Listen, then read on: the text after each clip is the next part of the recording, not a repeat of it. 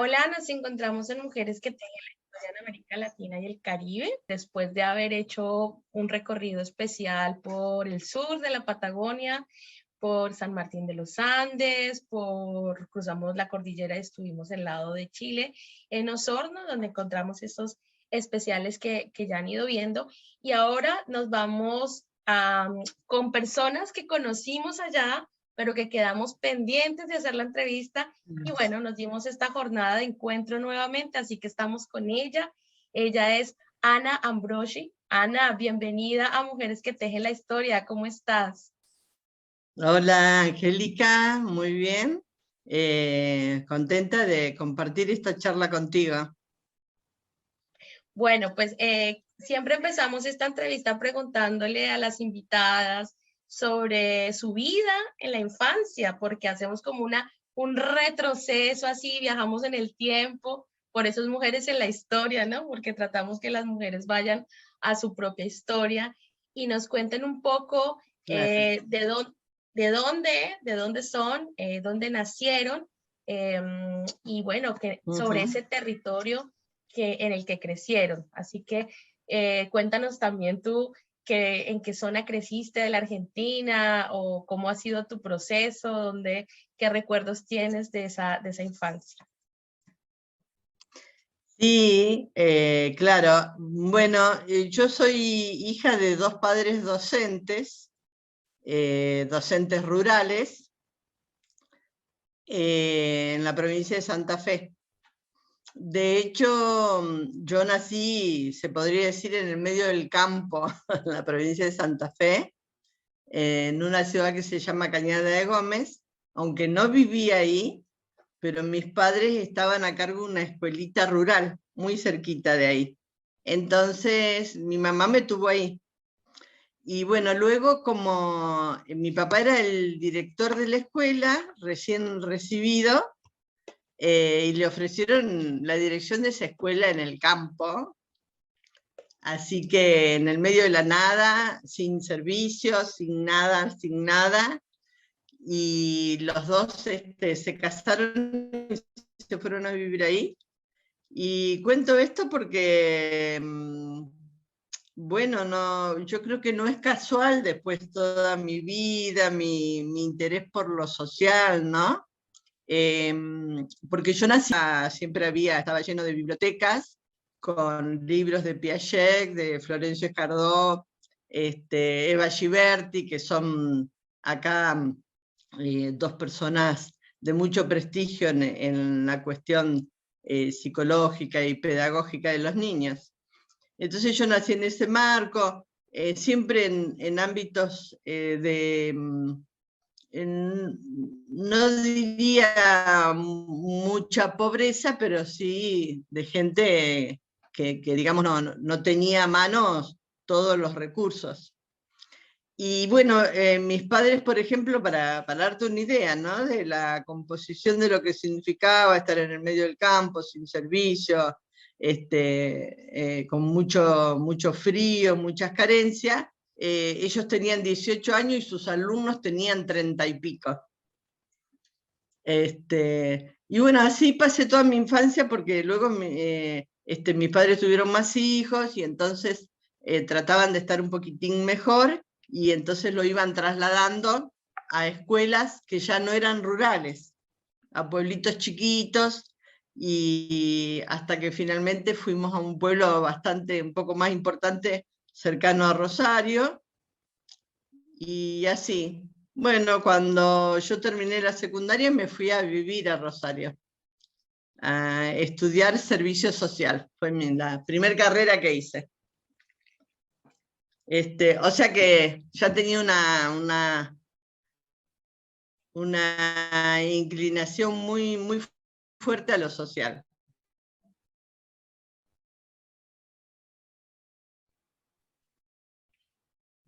Consulto, en esa infancia y en esa adolescencia, ¿qué recuerdos tienes de la Argentina? ¿Cómo te tocó vivir también ese país? ¿Cómo habitaste también ese ejercicio de emigrar? Bueno, Santa Fe, Rosario están en la misma provincia, pero digamos, ¿cómo era ¿Cómo veías tú, qué recuerdos o qué imágenes traes de ese tiempo, de esos territorios? Sí, bueno, es interesante tu pregunta, porque bueno, casualmente yo nací a principios del siglo del 50, nací en la década del 50, y hacía muy poquito había ocurrido el golpe militar contra Perón, y nos tocó vivir en plena dictadura. Estaba el ministro de Economía, que se llamaba Alzogaray, tristemente recordado en nuestro país, y, y bueno, Alzogaray tuvo un dicho que persiste hasta ahora en la Argentina, que decía: hay que pasar el invierno. Y se refería a que iba a haber muchas carencias. Y yo en la niñez viví muchas carencias, porque los maestros fueron parte de los sectores que la pasaron muy mal. Yo recuerdo que era niña y pasaban meses sin que mis padres cobraran el sueldo. En enero había libretas en aquel tiempo, y vivíamos porque era el director de la escuela, entonces el almacenero nos daba la mercadería y lo anotaba en la libreta. Y cuando el maestro cobraba, iba y le pagaba, pero pasaban meses, ¿eh? Y así, entonces fue una niñez con mucho contenido pedagógico, si podemos llamarlo así, y a la vez con muchas carencias.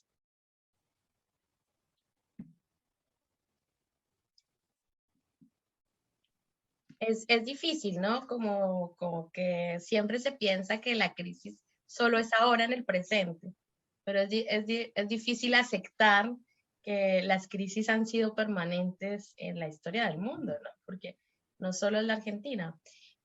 Como que es parte del sistema capitalista también, ¿no? O sea, volverse a explotar, entrar en crisis, volverse a reiniciar constantemente. Así que son esos cíclicos que hablan los teóricos del capitalismo. Ahí te Tal quería cual. también preguntar, por ejemplo, ¿qué recuerdos traes de tus ancestras? De si tuviste alguna conexión con abuelas o si tuviste alguna conexión con mujeres mayores o también cómo era el vínculo con tu madre. Ahí ¿qué recuerdos Sí. traes de eso?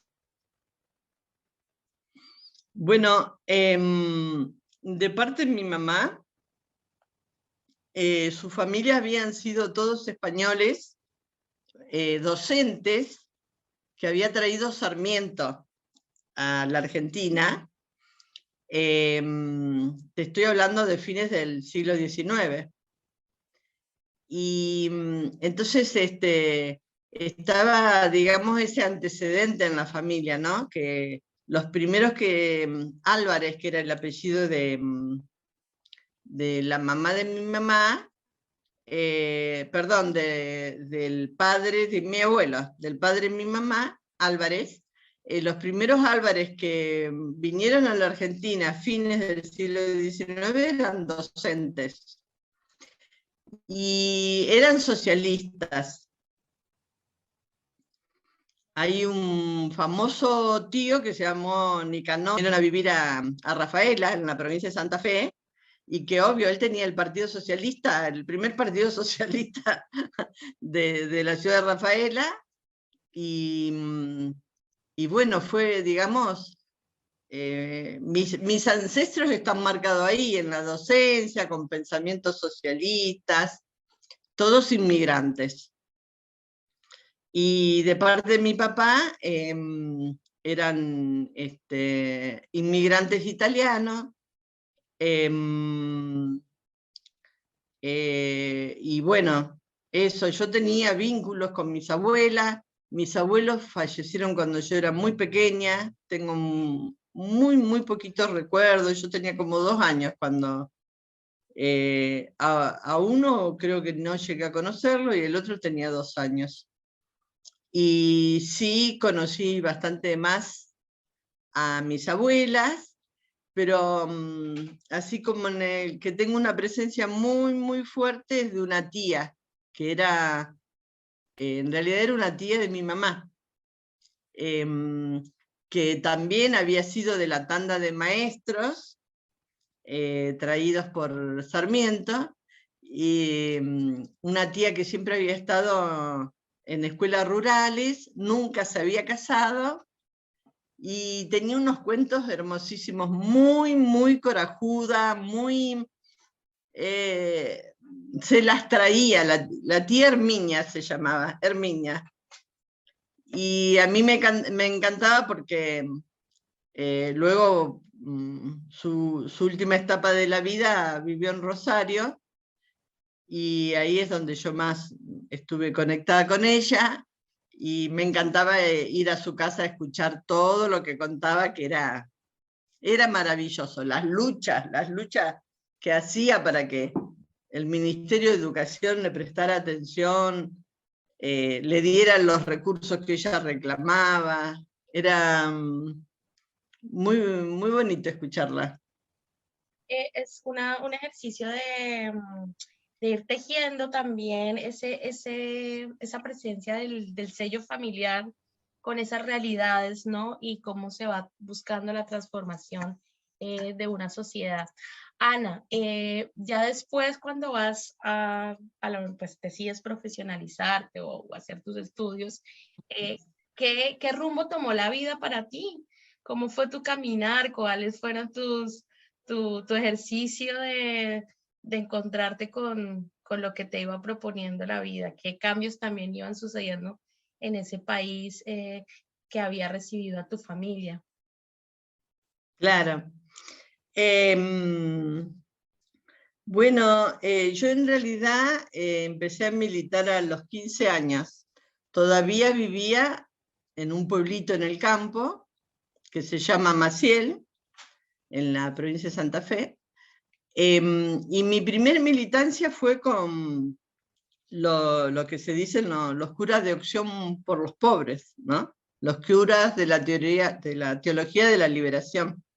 Ahí fue mi primer militancia, todavía no me había ido a Rosario, tenía 15 años yo. Y luego a los 17, 18 me fui a Rosario a estudiar servicio social, porque bueno, era la inclinación que yo tenía. Y bueno, en la universidad, claro, yo quería militar. Ya tenía esa impronta muy fuerte de que yo quería militar. Y entonces yo tenía ahí una afinidad muy fuerte, sentía que tenía una afinidad muy fuerte, todavía cuando estaba en la secundaria, que vivía todavía en este pueblito, con la lucha de los tupamaros de Uruguay. Y me lo acuerdo mucho porque era muy notorio, porque mi padre compraba, como buen intelectual, compraba el diario todos los días, y se ponía a leer el diario a mediodía, y yo estaba ahí en la expectativa, esperando, contando los minutos, los segundos, para ver cuándo él dejaba el diario, para agarrarlo yo y ver qué acción habían hecho los tupamaros. Te estoy hablando a fines de los 60, ¿eh? Y entonces ya como que tenía la teología de la liberación con los curas, tenía esto de los tupamaros, o sea, eran cosas que rondaban mi cabeza. Y cuando me voy a estudiar a Rosario, bueno, ahí en la escuela de servicio social, en ese momento era escuela, todavía no era universidad, creamos, viste, con un par de compañeros un grupito político, esa cosa muy, muy de estudiante universitario, éramos 3 y nos llamábamos Grupo Obrero Revolucionario, viste, 3 estudiantes. Era un chiste. Pero bueno, como que yo me iba acercando cada vez más escuchando y leyendo porque me interesaba todo lo que estuviera conectado con el Partido Revolucionario de los Trabajadores, con el PRT-ER, que el brazo armado era el Ejército Revolucionario del Pueblo. Como que me sentía cada vez así más con más afinidad ideológica, ¿no? Y el contexto político era que, claro, yo había nacido en un golpe militar y seguían los golpes militares en Argentina, nunca pararon. El único periodo que hubo elecciones, que fue a fines de los 50, a principios de los 60, fue con proscripción del peronismo. O sea que la dictadura seguía, porque proscribía en el partido que era más grande, ¿no? El más, el mayoritario. Así que nosotros fuimos toda una generación que nacimos en dictadura, nacimos sin tener libertades, nacimos en las carencias. Y bueno, además de eso se da la Revolución Cubana, que por supuesto nos pega fuerte en el corazón, ¿no? En el sentido de que era posible tener otro tipo de sociedad, no era una cosa utópica. Y bueno, el Che Guevara, que además era argentino, y bueno, toda esa juventud que luego es la juventud desaparecida, ¿no? Que son los 30.000 son parte de esa juventud, porque muchos por suerte quedamos vivos. Pero eso es un poco el origen, ¿no? Es de ver tanta miseria, tanta pobreza en nuestro país. Muchos éramos de clase media, pero no teníamos recursos de clase media alta ni nada de eso. O sea, vivíamos con lo justo. Y nos molestaba terriblemente ver la pobreza. No la podíamos entender en un país tan rico, que hubiera niños dando vuelta alrededor nuestro, que fueran, por ejemplo, a la escuela sin calzado, o que no tuvieran suficiente abrigo, y en el medio de eso ver el ejército en las calles permanentemente, ¿no? O sea, la represión, la tortura, no te podías manifestar, no podías salir a la calle a decir que estabas en contra de esa situación de desigualdad, porque te reprimían, te encarcelaban, te torturaban. Y bueno, en algunos casos ya había asesinatos también. No masivamente como fue después en el 76, pero había ya asesinatos. Y bueno, así que yo en el medio de todo eso, que estoy en la universidad estudiando servicio social,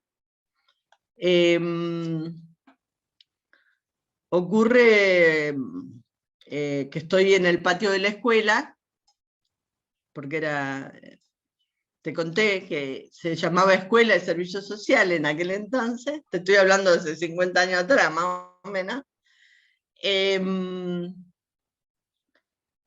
Y bueno, una chica que me conocía, que conocía a mi familia, entra al aula donde yo estaba y me dice, bueno, hubo una masacre en Trelew y bueno, ahí asesinaron a tu primo.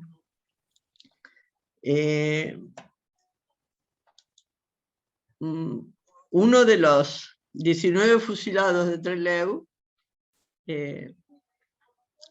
efectivamente, bueno, era primo de mi mamá en realidad, ¿no?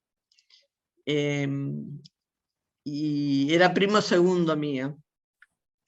Y bueno, yo ya como me sentía muy cercana a esa ideología,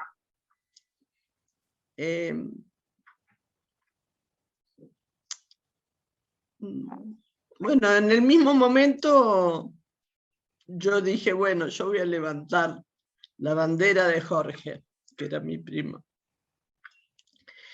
Y entonces acá viene la relación de la historia familiar que te contaba, porque estas organizaciones no les quedaba más remedio, que eran clandestinas, ¿no? Entonces, se trataba de que, salvo que fueran amigos tuyos, que no quedaba más remedio, pero se trataba de que vos tuvieras lo que en aquel entonces se llamaba un nombre de guerra, ¿no? Y bueno, así que cuando yo ingresé me dijeron, bueno, ¿cuál va a ser tu nombre de guerra? Y yo dije, Herminia. Y bueno, es con el nombre que me conocen los compañeros.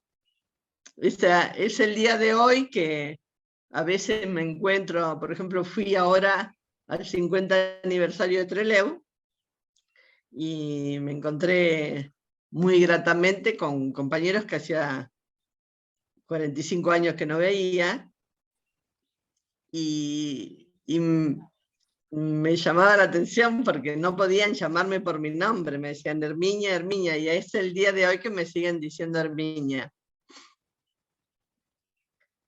Pero bueno, fue en homenaje a ella, porque ella lo crió a Jorge, porque Jorge, él y su hermano tuvieron la desgracia que su mamá se murió cuando ellos eran niños, y entonces la tía Herminia lo crió. Y entonces yo dije, bueno, voy a rescatar ese nombre, y porque era una luchadora, ella era una luchadora. No me equivoqué, no me equivoqué cuando dije que había la reencarnación de la tía Herminia. Sí, me dio risa cuando dijiste porque nunca lo había pensado yo, ¿no? O sea, siempre lo vi, sí, lo vi como un homenaje hacia ella, realmente, ¿no? Porque, y bueno, sí, puede ser. No, no sé si con tanto valor como el que tenía ella, eso no lo podría asegurar, pero sí con la intención esa, ¿no? De reivindicarla. Es una historia que te guardas también en el cuerpo, ¿no? O sea, yo creo que es la historia de, no solo tu historia, sino la historia de la Argentina en tu cuerpo. Sí. Y en tu alma y en tu corazón, y yo creo que son esas historias que siempre hemos tenido en el anonimato, ¿no? También porque siempre está una en la clandestinidad, en el riesgo de ser expuesta en sociedades, y más cuando no eran democráticas, y aún con la democracia, siguen sucediendo situaciones bastante injustas, como las que ya ahora en un rato, en la segunda parte, hablaremos también. Todas estas luchas que ha seguido reencarnando. Después de esa bandera, y después de todo ese tiempo de militancia ya más aguerrido, literalmente aguerrido, ¿cómo fuiste también transitando tu vida?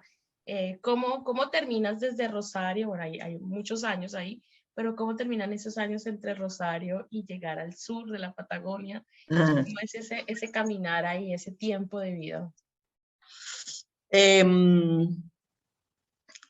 Bueno, si bien nosotros todos los militantes y las organizaciones revolucionarias de los 70 luchábamos por una patria socialista, por justicia, por equidad. No solamente que no lo logramos, sino que se nos vino encima una represión. Después del genocidio contra los pueblos originarios, creo que ha sido la represión más salvaje, ¿no?, en la Argentina, que fue la de la dictadura del 76. Y bueno, ahí comienzan a caer la mayoría de los compañeros. El compañero Roby, como le decimos nosotros, Roby Santucho, cae ahí a días de justamente de exiliarse, tenía todo preparado para exiliarse y cae. Por supuesto lo matan y todavía se está buscando sus restos. Y entonces, bueno, los pocos sobrevivientes, o muchos, porque ahora me estoy encontrando con ex compañeros por todos lados, y digo, uy, qué bonito. Los sobrevivientes, bueno, tratamos eso, de sobrevivir, muchos se exiliaron. Yo tomé una decisión personal de no exiliarme, porque hice algunas averiguaciones y no daba que me estuvieran buscando especialmente. Y yo te estoy hablando del año 76, principio del 77, y bueno, era como que todos teníamos, por llamarlo así, la orden, entre comillas, de que nos teníamos que exiliar. Y así que yo tenía digamos, esa directiva, y yo todavía no se sabía la figura del desaparecido. Nosotros creíamos que estaban los compañeros en campo de concentración, y que cuando viniera de nuevo la democracia los iban a liberar, como pasó en el 73. Entonces yo ahí tomé la decisión, me jugué, hasta el día de hoy digo, bueno, no, me salió bien de casualidad, porque yo dije, no, ¿cómo me voy a ir si a mí no es que me busquen específicamente? Después cuando vengan los compañeros no van a tener a dónde estar, o sea, no va a haber una base donde puedan comenzar de nuevo. Y así tomé la decisión de quedarme. Y bueno, quedarme, sobrevivir con mucha angustia, con mucho estrés, porque estabas todo el día ahí pendiente de que te agarraran, de que te secuestraran. Y bueno, en eso empecé a hacer una vida normal, digamos, buscándome un laburo, me fui a vivir una pensión. Yo todavía tenía mi documento, mi propio documento, que me salvó el documento. Y entonces empecé de nuevo de cero a ser yo misma, por llamarlo de alguna manera. Y nada, bueno, ahí conocí al que fue mi compañero, el papá de mis 3 hijos, que nos casamos en el 81. Y todo ese tiempo yo vivía en Buenos Aires porque, claro, no te conté esta cuestión importante, que fines del 74 estábamos en un gobierno democrático, supuestamente, con Isabel Perón. Isabel le pide a los militares que salgan a la calle a controlar y a reprimir. Y efectivamente en diciembre del 74 en Rosario caen unos compañeros, que eran, además eran amigos, compañeros de la misma organización.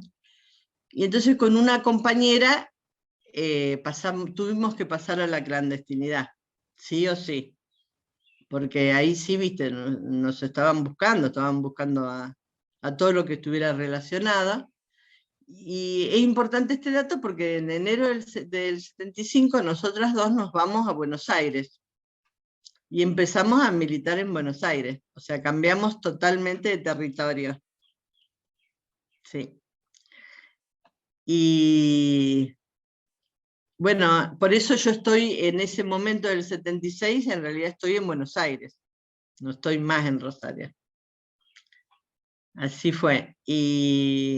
Y bueno, entonces, ahora sigo con la parte, digamos, de la vida social familiar, que conozco a mi compañero, y de casualidad, sí, un tipo que también era progresista, era una buena persona, y me empieza a llevar a su casa en pleno centro de Capital Federal, una familia hermosísima, y yo hacía 7, 8 años que no había visto más a mi familia, o sea, no había visto más a nadie de mi familia, ni a mis padres, ni a mis hermanos, así que tenía una necesidad de estar en una familia, y entonces, porque al inicio, yo le cuento a todo el mundo, yo estuve mucho tiempo desconfiando de él, mucho tiempo pensando en que, qué sé yo, que era un policía, que era alguien de los servicios que me estaba conquistando a propósito.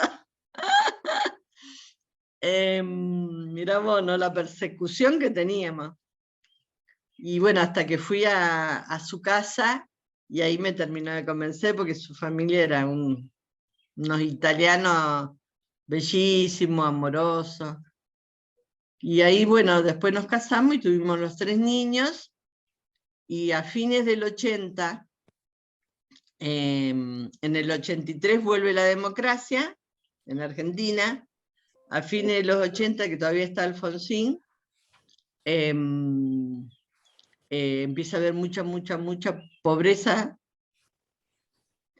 Ahí empiezan a haber robos con mucha violencia, y entonces nosotros ya teníamos los 3 niños y tomamos la decisión de venirnos a vivir al sur.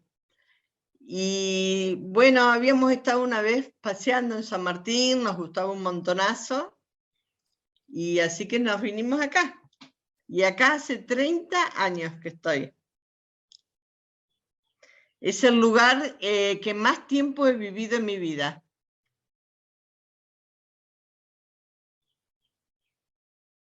Y apenas llegaste, ¿cuál fue como también esa sensación territorial, ¿no? O sea, ¿cómo fue para ti ese nuevo territorio? ¿Cuál fue tu mirada sobre ese nuevo lugar, no solo geográfico, sino también social, ¿no? Porque son lugares distintos, son personas distintas, sociedades distintas.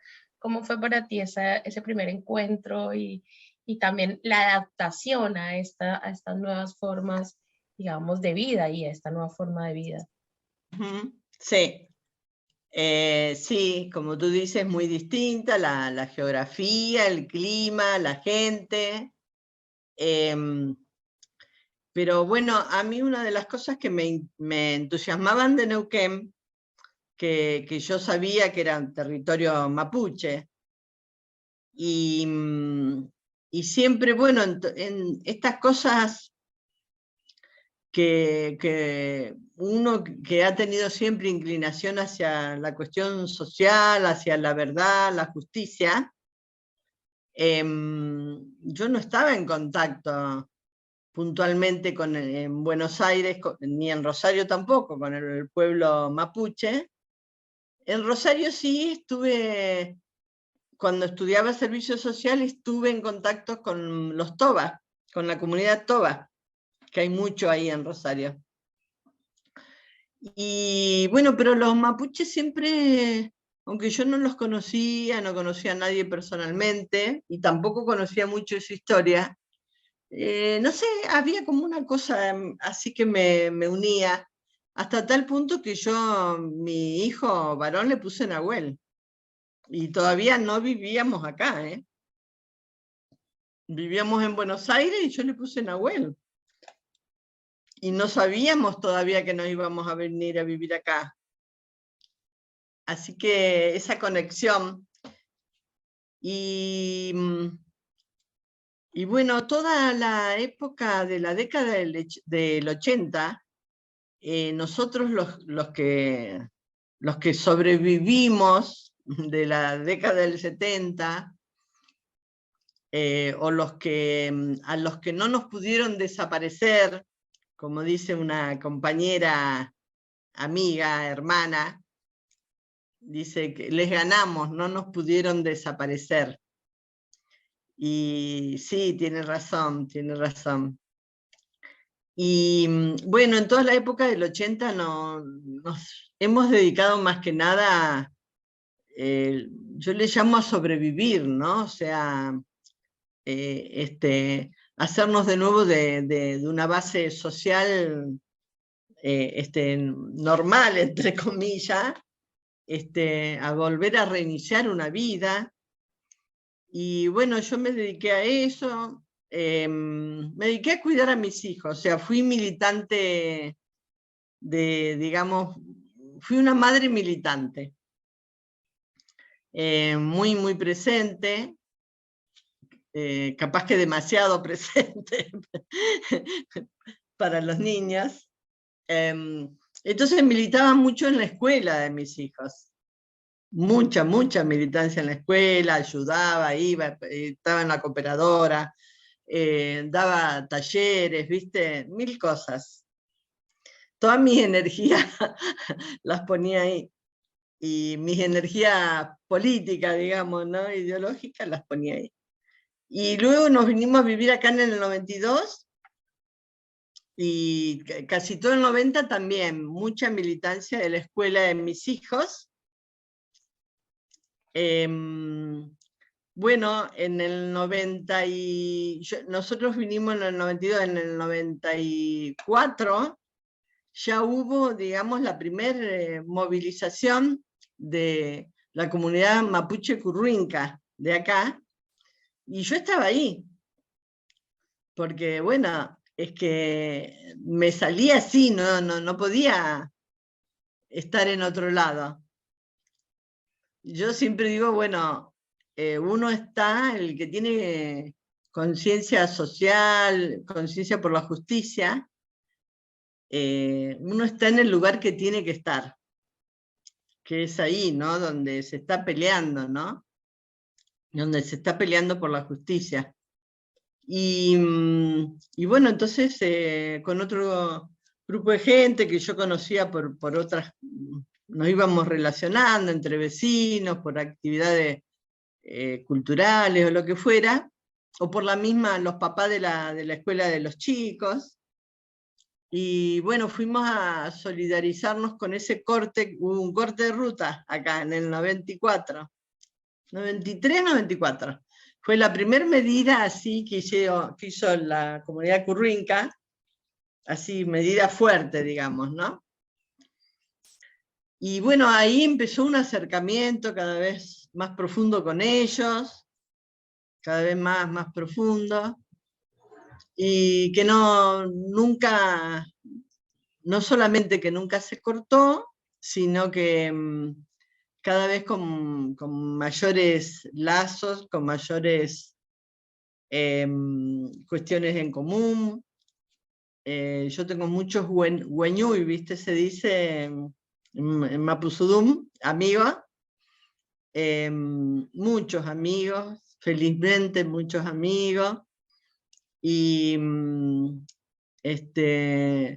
mucho acá en mi territorio, San Martín de los Andes, que es territorio ancestral mapuche sin lugar a dudas, sin lugar a dudas.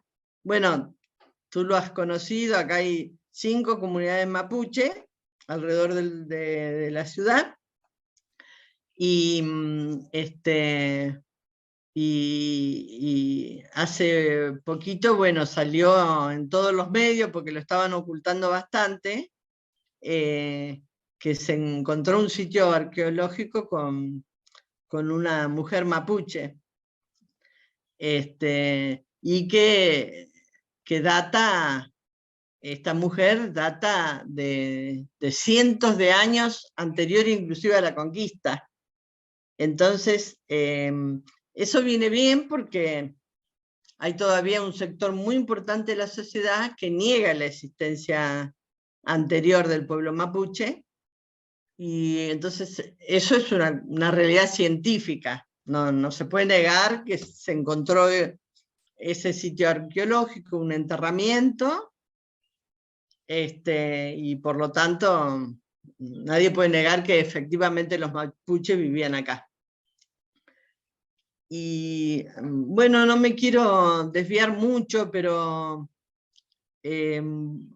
a ver, como para poder resumir, a veces me resulta difícil porque la mía ha sido una vida, y creo que la seguirá siendo hasta que deje de respirar.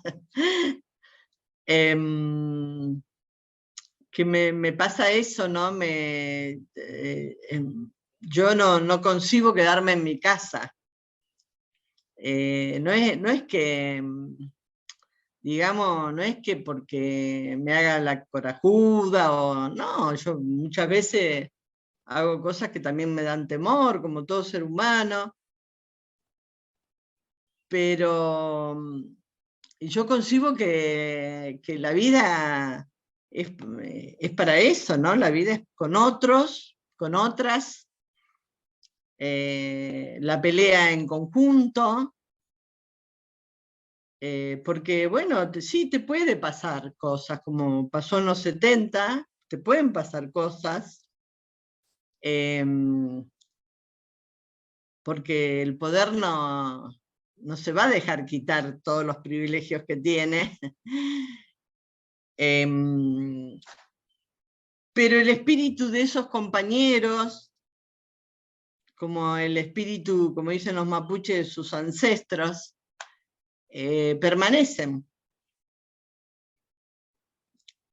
O sea, no está la presencia física de la persona, pero está lo más importante, que es el espíritu de todos ellos, y es por eso, porque tomaron la decisión de cuando fue el genocidio de Roca, los mataron porque tomaron la decisión de luchar por sus tierras, ¿no? Luchar por lo propio. Y en los 70 los mataron porque tomaron la decisión de luchar, y si era necesario dar la vida, porque nosotros decíamos, a vencer o morir por la Argentina. O sea, era una decisión que teníamos tomada, estábamos dispuestas a entregar la vida porque hubiera justicia.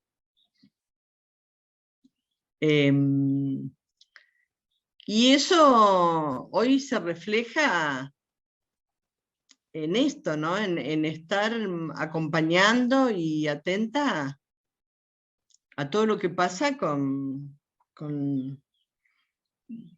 como dicen los organismos de derechos humanos, las madres, bueno, verdad y justicia. Pero verdad y justicia... Hablando de las madres, precisamente, también cómo es tu proceso encontrándote, digamos, bueno, haces este ejercicio de encontrarte con tu familia y de hacer un trabajo familiar presente, una militancia maternal presente, pero también cómo te vas encontrando con esto que ahora se traduce en los nuevos feminismos o los feminismos territoriales o no sé, ¿qué te encontraste primero? Si este feminismo occidental y después lo fuiste tejiendo en el territorio. ¿Cómo fue ese encuentro con ese concepto? Yo tengo muy arraigado, reivindico muchísimo toda la militancia y los avances que ha hecho el feminismo, ¿no? En nuestro país, sobre todo en el mundo entero. Pero yo no quiero nunca dejo de tener la mirada además del acento en el feminismo, porque es cierto, la sociedad capitalista es un sistema patriarcal, machista, o sea, justamente lo que le sirve para dominar.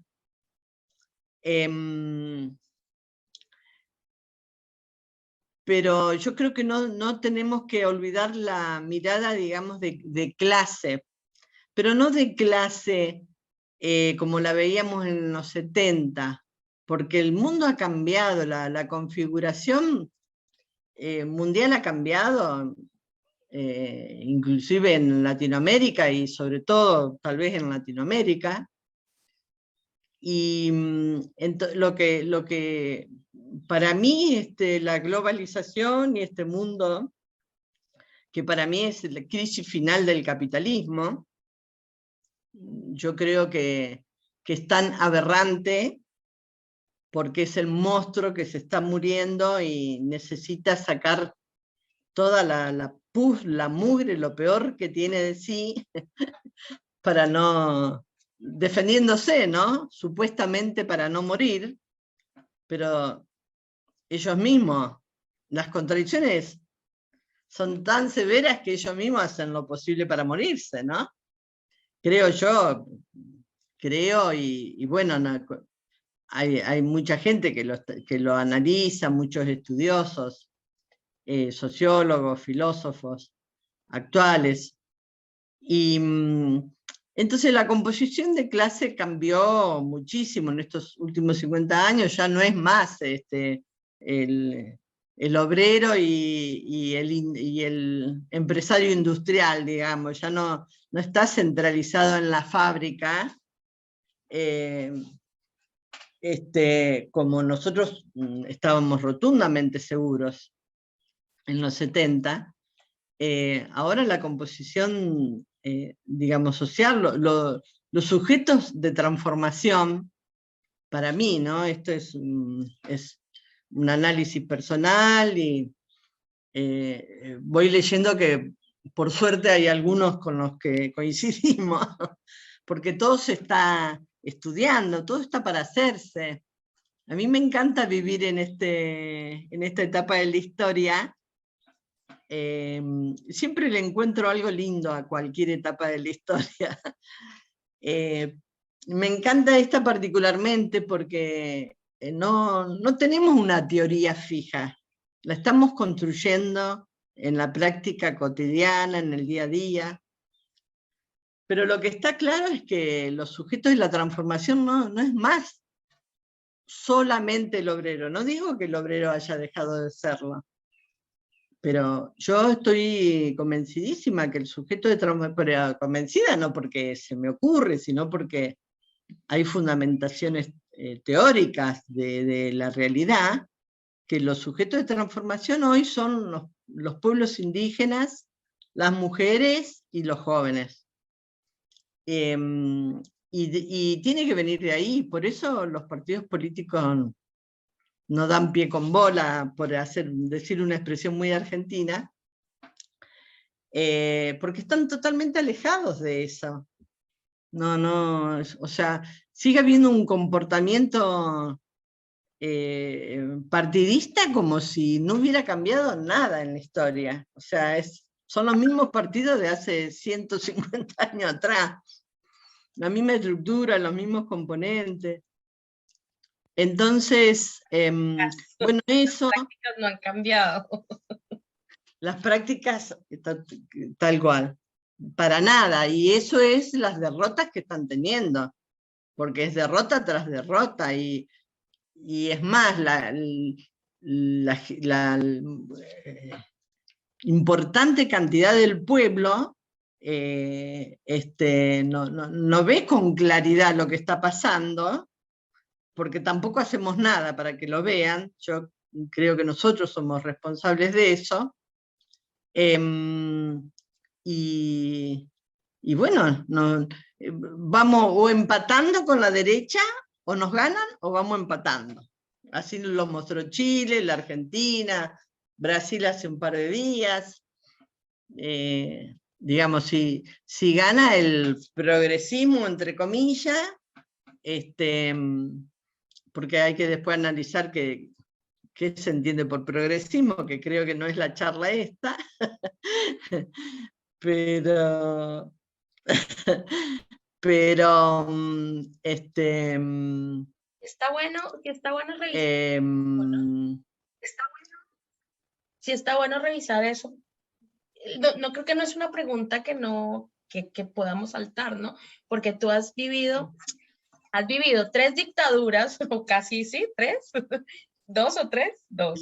2, 3, 4, 5, 6 creo que, porque iban pasando. Todas, viviste todas las dictaduras de la Sí, Argentina. creo que sí, creo que sí. Y adicional a eso, digamos, conoces una realidad que en Argentina sigue siendo, digamos, totalmente invisibilizada, que es la de los pueblos, en este caso de las comunidades mapuches, no de todos los pueblos originarios, pero sí de una que es muy, muy importante para la Argentina, que es la comunidad mapuche o las comunidades mapuches. Y frente a eso, también hay que ponerlo en clave de América y de territorio, o sea, porque es un territorio que es ancestral, por un lado, dos, que tiene unos recursos naturales que efectivamente son los recursos que hay que proteger y cuidar, que es un Sí, territorio con, digamos, con una riqueza y que en últimas tiene unas problemáticas también, en donde habría que identificar esas problemáticas y también identificar esto del progresismo, en qué medida afecta o no, ¿cierto? Y cómo también este sistema económico tú observas que está siendo, digamos, enemigo vital de esa zona que habitas y que en la que vienes trabajando ya hace 30 años, pues porque son 30 años de vida también. No es una pregunta que esté fuera de lugar, sino que desarrollar qué es el progresismo y más para lo local, ¿no? Un territorio como Neuquén, una provincia como Neuquén y específicamente territorios que son ancestrales, como lo has dicho. Esto, sí, clave del progresismo, ¿qué? Y también, ¿cuál es tu mirada? Porque entiendo también que vienes haciendo una labor comunicacional en un periódico y vienes trabajando en eso. Entonces, hablemos también de esa tercera patica, que es todo este ejercicio de lo político, esto de la defensa por los pueblos, pero también el ejercicio comunicacional. Ese triángulo, esa triada que es como muy potente, ¿no? sí. Bueno, creo que es muy, no sé si complejo, ¿viste? Pero porque abarca muchas cosas, hay como una integralidad de cuestiones ahí que están en juego. El problema es que si partimos de una crisis final del capitalismo, no hay progresismo que alcance. O sea, y más aún si es un progresismo a medias, como por ejemplo entiendo yo que es el gobierno de Boric actualmente, ¿no? Que ya nos lo venían diciendo algunos sectores de Chile, quién era Boric, o sea que no se, digamos que no se confundieran en que realmente iba a ser un gobierno progresista, socialista, y efectivamente en muy corto tiempo lo demostró. Entonces, para mí son esas, hablando de progresismo, hay dos cuestiones ahí, Angélica, que habría que analizar mucho y ojalá hubiera grupos de debate profundos en esto, que por un lado, lo que hemos habitualmente llamado progresismo, que es un gobierno, suponte, que no es la dictadura, que es un gobierno popular o es un gobierno que medianamente hace las cosas bien, medianamente, porque los gobiernos pseudo progresistas cada vez vienen haciendo las cosas peor. O sea, yo muchas veces conversando con compañeros que pertenecen a los sectores del gobierno, digo, pero bueno, estamos en una república. Yo digamos, acepto que ustedes no digan que van por un socialismo. Está bien, no van por un socialismo. están con la República. Bueno, apliquen las leyes de la República. Y cada vez vamos más en retroceso. Vos fijate lo que están haciendo ahora con el pueblo mapuche acá en la Patagonia, en Neuquén y Río Negro, ¿sí? Quemando sitios, lugares, para después usar eso para poder condenarlos y decir que fueron ellos. Mira qué lindo, qué simple, qué sencillo. Y sale un juez a decir, ah, sí, fue así, son los culpables, los metemos todos presos. Niños, mujeres, mujer embarazada, a punto de parir. Entonces eso no es... Rotundamente se están alejando cada vez más del progresismo. Eso por un lado.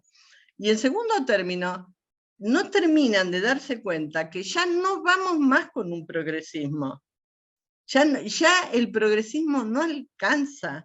Hay que hacer una transformación de fondo, porque no hay forma de revertir la situación que viven los países, padecen los países, sobre todo los llamados mal llamado del tercer mundo. Entonces, eso pienso sobre la cuestión del progresismo, eso. Y que hay una falencia en esto de ojalá hubiera debate, porque en esto que yo te decía, lo rico de esta parte de la historia que nos toca, es que está todo por hacerse. Pero para hacerse, como es nuevo y es muy creativo, hay que sentarse en una mesa a debatir, a escuchar al otro, a compartir, qué buena la idea que tuviste. No a ver quién tiene la idea más bonita, sino qué buena escuchar, tener los ojos muy abiertos y los oídos muy abiertos para escuchar. Eso nos está faltando mucho.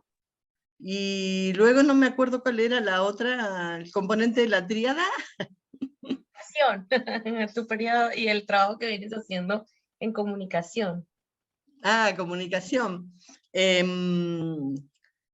Y bueno, en esto justamente de las transformaciones, el papel de la comunicación siempre ha sido, el protagonista fundamental, digamos, ¿no? de toda transformación. Más ahora que los medios, el sistema compró a los medios y hoy los medios nos tiran basura, mentira. El sistema se encarga de mentir para que vos creas que vivís en una realidad que no es la que realmente vivís. Y entonces el papel de los medios de comunicación contrahegemónicos hoy se convierten en una cuestión fundamental, fundamental. Las redes y estos medios de comunicación. Y entonces, bueno, yo digamos estoy transitando ahora, yo digo es como, no digo que me voy a morir mañana, no, tengo para rato. Pero como que voy transitando como la última etapa de mi vida, obvio, no voy a vivir y no quiero vivir muchísimos años más tampoco. Entonces, bueno, yo hace un par de años que me empecé a decir, bueno, ¿qué voy a hacer yo en la última etapa de mi vida? Y bueno, la comunicación es algo que me gustó, era una de las cosas que yo hacía en el PRT, que me enseñaron los compañeros y me enseñaron muy, muy bien a analizar los medios de comunicación. Y bueno, entonces, y con el mundo mapuche, porque es el territorio, yo respeto muchísimo que este es el territorio mapuche, pero no es porque se me antoje o porque yo sea fantasiosa o qué sé yo, o idílica, sino porque es una verdad rotundamente comprobada. Ahora por suerte hay hasta libros escritos, ¿no? Yo, por ejemplo, últimamente me he hecho un poquito, no mucho, porque vivimos en lugares diferentes, Hueñuy de Adrián Moyano, capaz que lo has escuchado, que tiene cosas, ha investigado muchísimo, pero con documentos fehacientes, y entonces ha escrito verdades muy importantes de los mapuche, que nos ayudan mucho a ver todo eso. Y hoy por hoy no podemos estar, primero no podemos desconocer la existencia ancestral originaria mapuche en este territorio. No podemos desconocer el genocidio.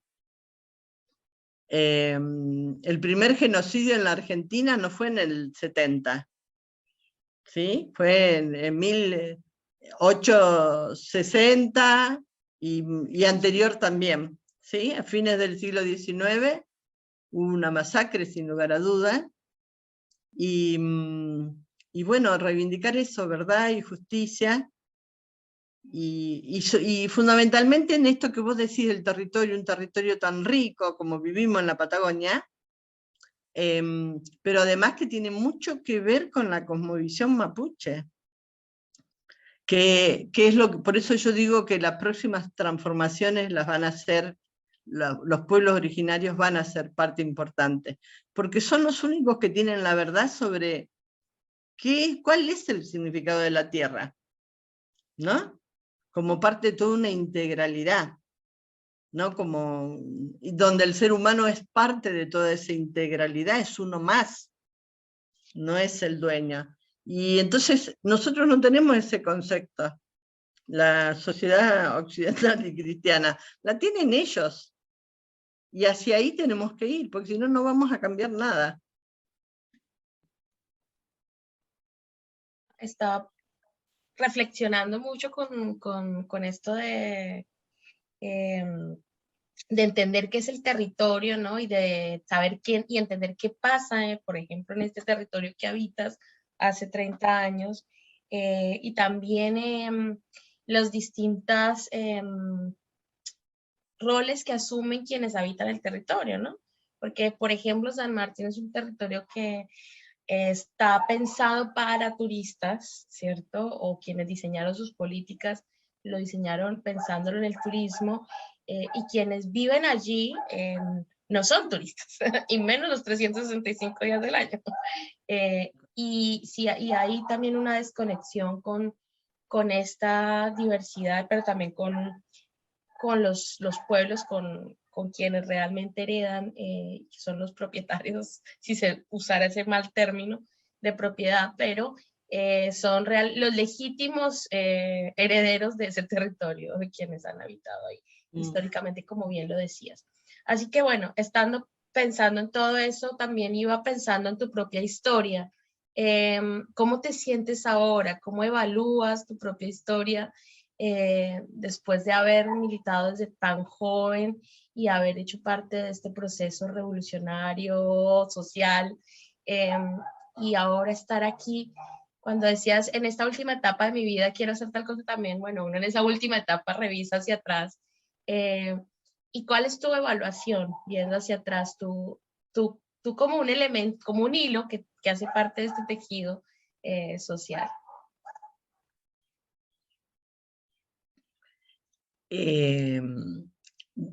Mi evaluación como persona, decís que mi evolución personal. Todo un poco, ¿qué se te viene a la cabeza cuando evalúas tu propia vida, ¿no?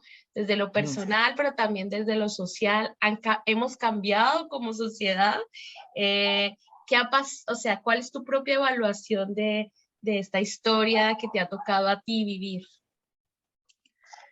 Sí, bueno, como un poco como te decía, y bueno, en eso yo también me identifico mucho con la cosmovisión mapuche, ¿no? En el respeto a los ancestros.